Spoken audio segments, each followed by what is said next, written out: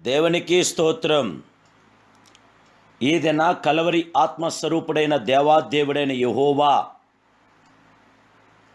సర్వోన్నతమైన వాగ్దానం. హృదయములను పరిశోధించువాడు ఆత్మ యొక్క మనసు ఏదో ఎరుగును. రోమిలికి రాసిన పత్రిక 8వ అధ్యాయం 27వ వచనం. ప్రియా కలవరి ఆత్మస్వరూపుడగు దేవాది దేవుని బిడ్డలారా, మహిమాస్వరూపుడైన యేసుక్రీస్తు ఉన్నతమైన నామములో మీ అందరికీ నా హృదయపూర్వకమైన వందనాలు. మన దేవుడు కలవరి ఆత్మస్వరూపయగు దేవుడు. తన ఆత్మచేత మన బలపరిచి మనకు జయమనుగ్రహించి విజయవంతన ప్రతి ఆత్మకార్యం జరిగించి తన కృపలో బలపరచగల అద్వితీయ దేవుడు మన యేసయ్య.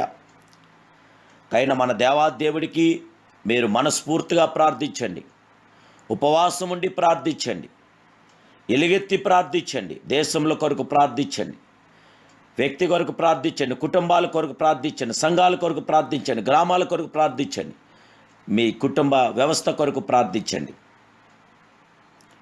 మన ప్రార్థనా విన్నపాలు ఆలకించి ప్రార్థనకు ప్రతిఫలం ఇచ్చే ఆత్మస్వరూపుడగు దేవాదేవుడు కలవరిగిరిలో తన విలువైన అమూల్యమైన రక్త ప్రోక్షణ చేసి యావత్ ప్రపంచం మీద ఈ రక్త ప్రోక్షణ జరిగించడానికి పరిశుద్ధాత్మ దేవుని రక్తం మన కొరకు ప్రవహించే రక్తముగా ఉన్నది. ప్రియ జీవగల దేవుని బిడ్డలారా, కైనా హృదయములను పరిశోధించేవాడు ఆత్మ యొక్క మనసు ఏదో ఎరుగును.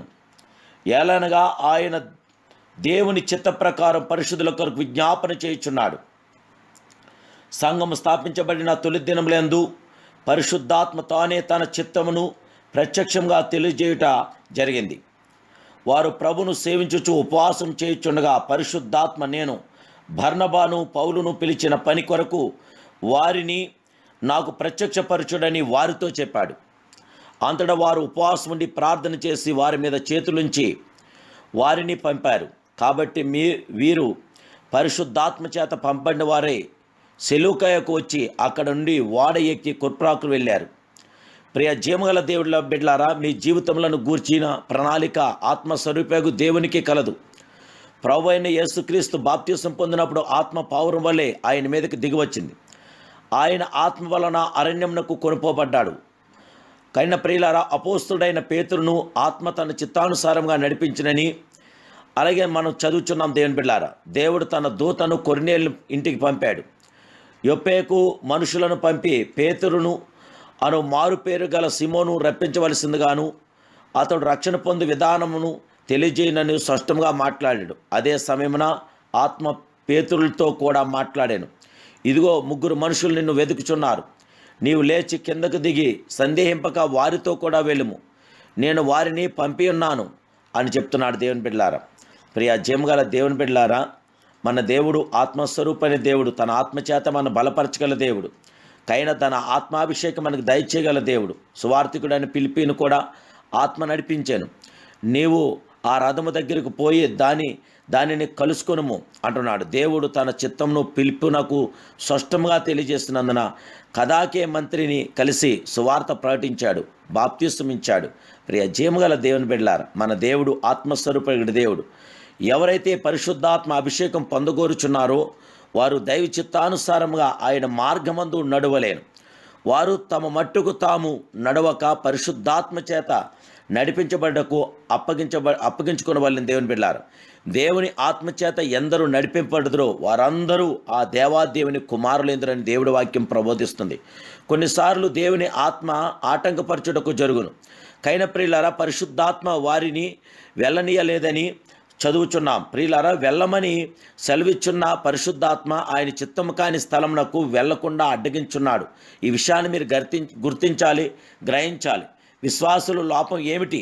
చేయవలసిన వాటిని చేయక చేయకూడని దానిని చేయటమే.